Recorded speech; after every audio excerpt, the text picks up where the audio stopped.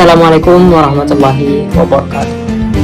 Halo masyarakat, selamat datang di Pohon Hipotesa, tempat di mana isu-isu terkini dibahas dan selalu diusahakan untuk bernilai pengetahuan karena semua berhak tahu.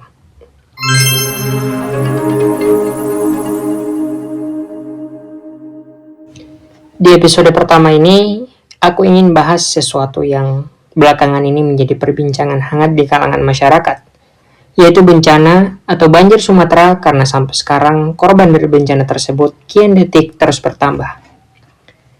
Fenomena yang melanda 3 provinsi besar kawasan Indonesia Barat, Aceh, Sumatera Barat, Sumatera Utara ini disinyalir bukan semata-mata terjadi karena kondisi iklim ekstrem, tapi bentuk akumulasi atas keputusan-keputusan politik pemerintah yang buruk.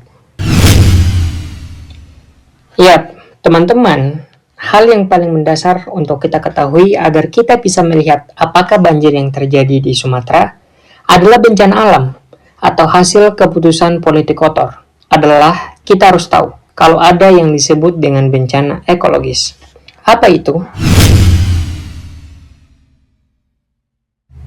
Jadi, bencana ekologis adalah peristiwa yang terjadi akibat terganggunya keseimbangan lingkungan karena faktor alam maupun aktivitas manusia, seperti deforestasi, pertambangan, dan pencemaran yang berdampak pada kerusakan ekosistem hingga kehidupan manusia.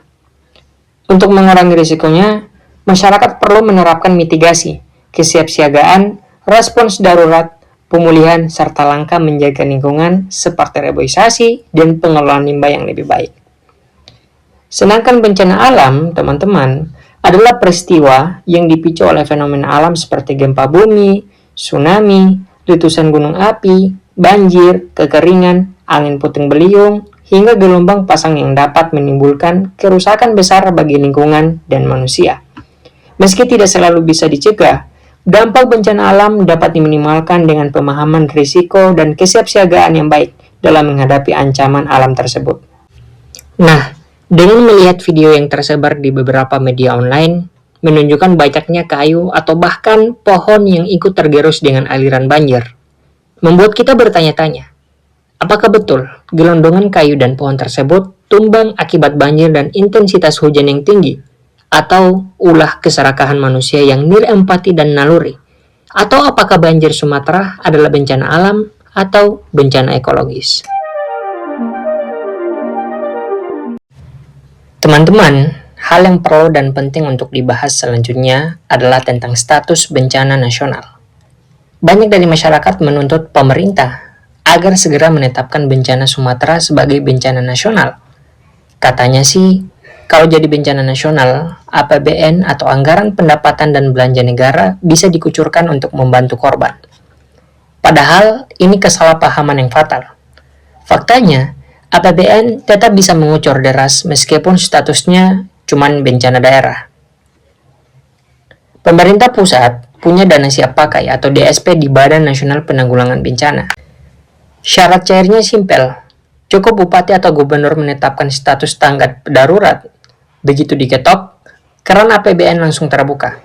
Jadi nggak perlu tunggu stempel nasional dari presiden.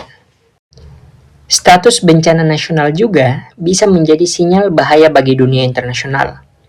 Begitu presiden menetapkan status bencana nasional, maka kedutaan asing bisa mengeluarkan travel warning yang bisa membuat asuransi perjalanan turis asing jadi tidak berlaku di bawah status ini. Karena turis dianggap dengan sengaja pergi ke daerah bahaya. Nah, turis dan pebisnis asing ini teman-teman tidak jadi masuk ke seluruh Indonesia, padahal bencananya hanya terjadi di Sumatera. Bayangin aja nih teman-teman, kalau banjir di 3 kabupaten di Sumatera ditetapkan jadi bencana nasional, dampaknya bisa ke Bali, Labuan Bajo, Raja Ampat, dan lain-lain. Turis asing taunya Indonesia bencana nasional. Mereka tidak paham geografi kalau Bali itu jauh dari lokasi banjir. Ekonomi pariwisata satu negara bisa mati cuma gara-gara salah pasang label status.